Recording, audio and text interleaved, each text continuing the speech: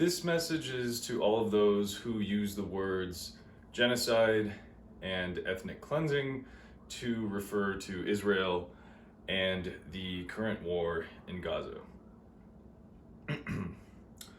There is no genocide except the genocide to eradicate Hamas.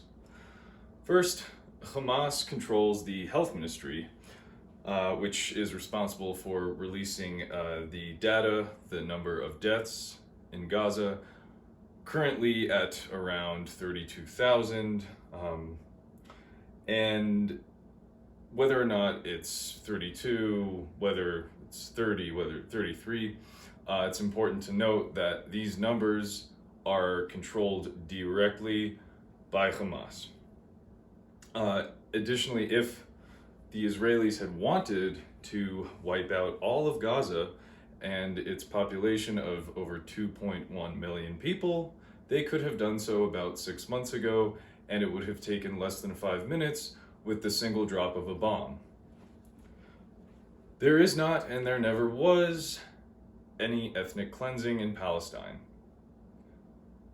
at least in regards to the last 76 years of history. This is just another of the many attempts to target Israel, to demonize the nation state of Israel, and to weaponize support on behalf of the pro-Palestine initiative. So just a review of recent history from 76 years ago. Back in 1948, there were Jewish Israelis who fought off the 5 Arab armies, and within 10 months or so, they succeeded in fighting off these armies, resulting in the displacement of around 750,000 Palestinian Arabs, and then around 100,000 Palestinians remained in Israel, later to become Israeli citizens.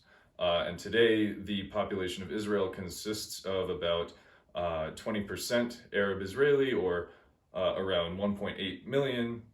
And then as far as Jewish Israelis, it's about 7.2 million, or 80% of the Israeli population. So what is the Nakba? Well, I just described it, but what happens is there have been people who like to take the context of the Nakba and actually twist it. What do I mean by this? Well, the catastrophe that is the Nakba in 1948 is the catastrophe or the failure of the Arab armies to convince its population of 1.2 million to leave their homes so that they could fight off the Jews, prevent a Jewish Israeli nation state from coming to fruition, and then they could say, okay, it's safe to come back now, and they would return to their homes. Now, because the history did not play out as such, it is referred to the catastrophe or Nakba. And so, why aren't Palestinians today celebrating 76 years of sovereignty, of a beautiful modern state? The answer is simple. Instead, they are in the midst of a very long war. And this time hopefully it will be the last war. But it might be the most devastating, with the most number of deaths on the side of the Palestinians. And so had Hamas not decided to stage the attack that they did on October the 7th, this would not be playing out right now. And it is tragic. There's no denying when anybody dies in war that it's tragic. It's also tragic that this war, the war that played out in 1948, the war that's playing out now since October, these are preventable wars. And tragically, those who are instigating these wars are people with a very specific mindset that they really consider to be what I would call a forever war, which consists of the desire to wage a jihadist war against Israel, and not just Israel, but we just saw an attack in Moscow, Russia, a week ago, against the West, or whatever you call the West, or other parts of the quote civilized world, whatever you want to call Russia. I don't know what Russia defines itself as. As far as I'm concerned, they are a pretty developed nation. They're, I don't know if you'd call them civilized with the latest war in Ukraine. That's another story.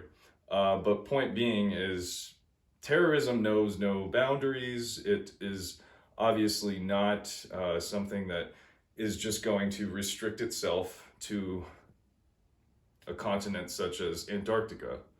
People who have lived in the desert for generations and generations probably would not last long in Antarctica. However, putting these people there would probably solve the problem that we're currently in. And that's my suggestion for what we should do. Now, as far as the reality on the table, I hope Palestinians have now really, really reflected, not just on the last 6 months, but on the last 76 years. Because this devastation can stop, and it would have stopped had Hamas not decided to break any sort of ceasefire agreement with Israel, had they not decided to stage one of the most brutal, one of the most barbaric and disgusting attacks I have ever seen footage of in my entire life, besides the footage of 9/11 when I was only 10 years old. This is not something that anybody, any sane individual on this planet should be excusing, should be saying, yes, but in response to. There is no excuse for such barbarity. And what Gaza is going through now is a direct result of that. I have no sympathy, no compassion for anyone who would put a bomb strapped to themselves and blow up himself and another innocent person. Nor do I have any compassion for those who would support such an atrocious act. I think it's disgusting, and I think most people would agree with what I'm saying. And so the sad thing is, there are people out there who have become so confused by this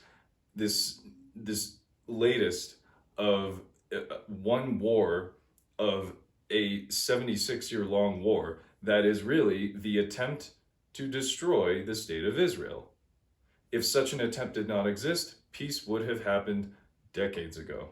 And unfortunately, this will not be a reality anytime soon until the parasite that is Hamas is finished. Thank you.